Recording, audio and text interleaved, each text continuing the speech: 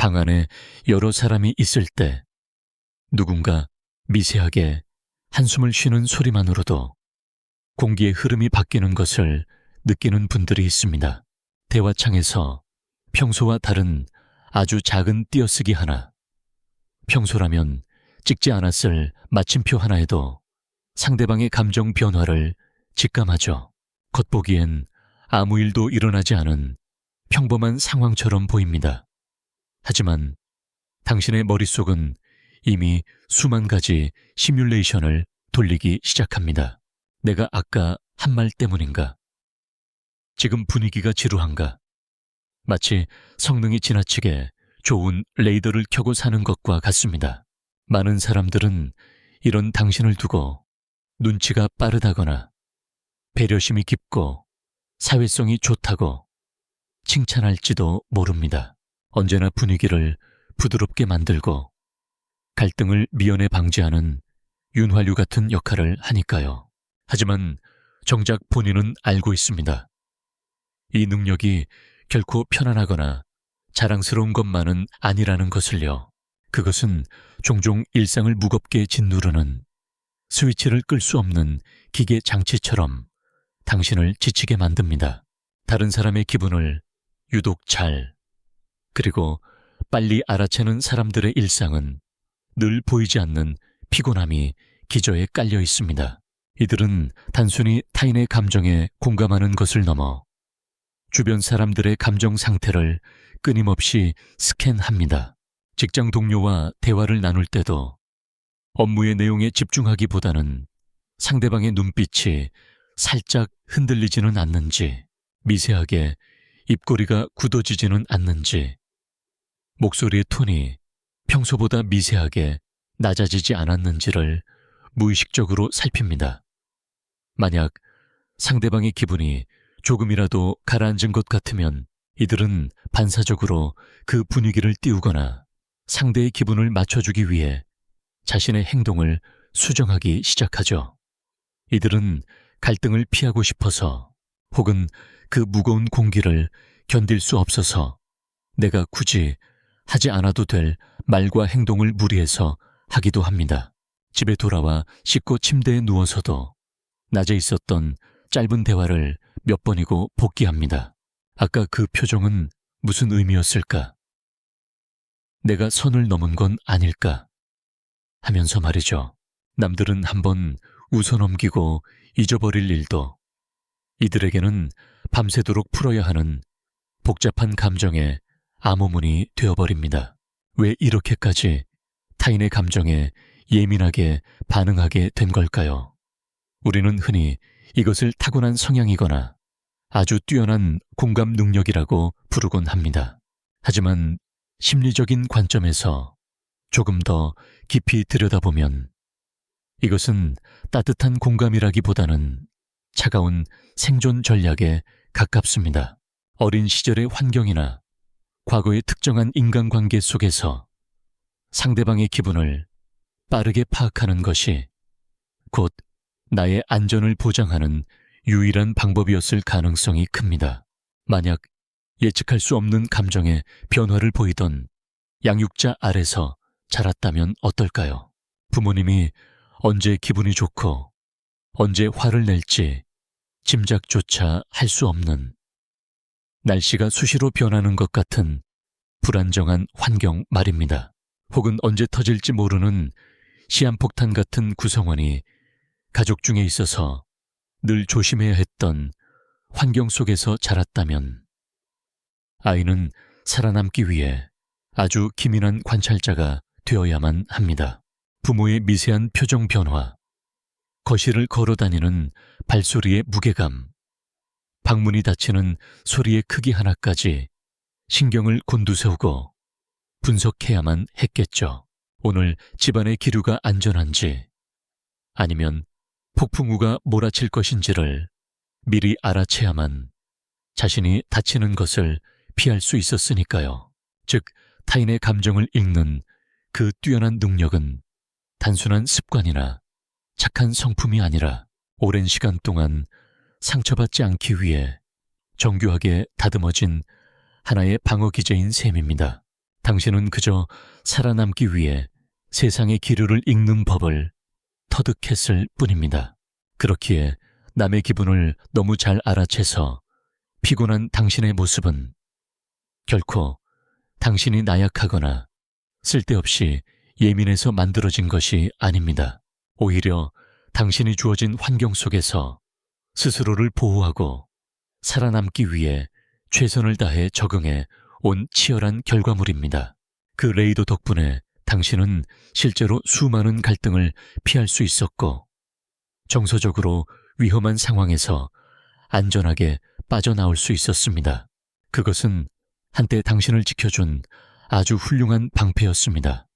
하지만 문제는 그 위협적인 환경에서 이미 벗어난 지금도 그 고성능 레이더가 여전히 켜져 있다는 것입니다. 이제는 굳이 눈치를 보지 않아도 되는 안전한 사람들 사이에서조차 당신의 뇌는 끊임없이 주변의 위협 요소를 탐색하며 엄청난 에너지를 고갈시키고 있습니다.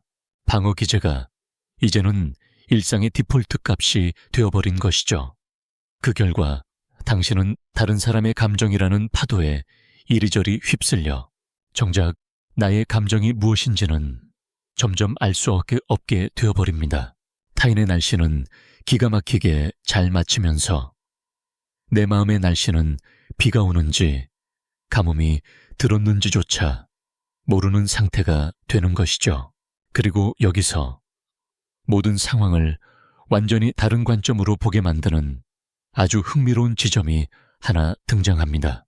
우리는 흔히 타인의 기분을 찰떡같이 알아채고 그에 맞춰주는 이 헌신적인 행동이 철저히 타인을 향해 있다고 생각합니다.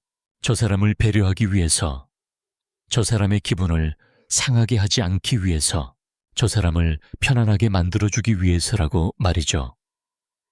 자신 역시 그렇게 믿고 있을 겁니다. 하지만 그 심리의 가장 깊은 밑바닥으로 내려가 보면 그 행동의 진짜 목적은 타인이 아니라 바로 자신을 향해 있습니다. 이것은 다름 아닌 통제에 대한 욕구입니다. 타인의 감정에 예민한 사람들은 상대방의 기분이 안 좋아져서 분위기가 무거워지거나 예상치 못한 갈등이 생기는 그 통제 불가능한 불확실성을 견디지 못합니다. 상대방의 감정이 엇나가서 나에게 불똥이 튀거나 내가 비난받거나 상처받게 될지도 모른다는 그 끈적한 불안감을 사전에 차단하고 싶은 것입니다.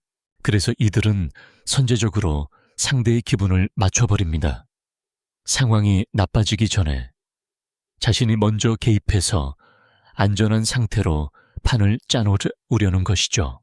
결국 다른 사람의 기분을 잘 알아채고 그에 맞춰서 행동하는 것은 역설적이게도 내가 안전해지기 위해 상황을 통제하려는 은밀하고도 절박한 시도인 셈입니다. 상대를 너무 사랑하거나 뼛속까지 이타적이어서가 아니라 내가 다치지 않기 위해 주변의 감정적 온도를 일정하게 유지하려는 아주 고군분투하는 과정인 것입니다. 이 사실을 있는 그대로 바라보는 것은 매우 중요합니다. 왜냐하면 이것은 당신이 평소에 남몰래 가지고 있던 나는 착해서 늘 손해를 본다는 억울함과 피해의식에서 당신을 빠져나오게 해주기 때문입니다. 당신은 일방적인 희생자가 아니었습니다. 그저 무의식적으로 아주 많이 불안했던 것이고 그 불안을 다루고 스스로를 지키기 위해 타인의 감정이라는 리모컨을 어떻게든 쥐고 싶었던 것뿐입니다.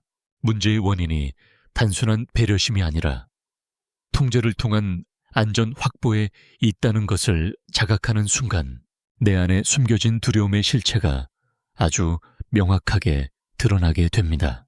이러한 통제하려는 패턴이 삶의 방식이자 하나의 정체성으로 깊숙이 자리 잡게 되면 그 끝에는 필연적으로 아주 무거운 그림자가 하나 따라옵니다.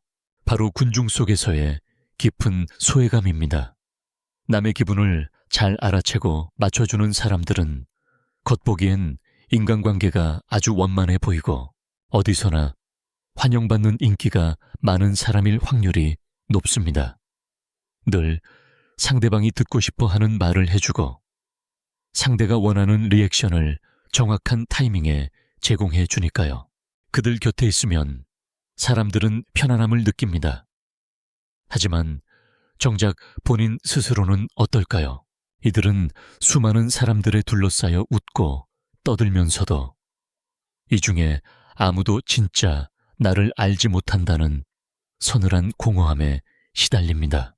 왜냐하면 다른 사람에게 보여주는 내 모습은 진짜 내 본연의 모습이 아니라 철저히 타인의 기호와 그 상황의 안전 도우에 맞춰 재단된 안전한 페르소나에 불과하기 때문입니다.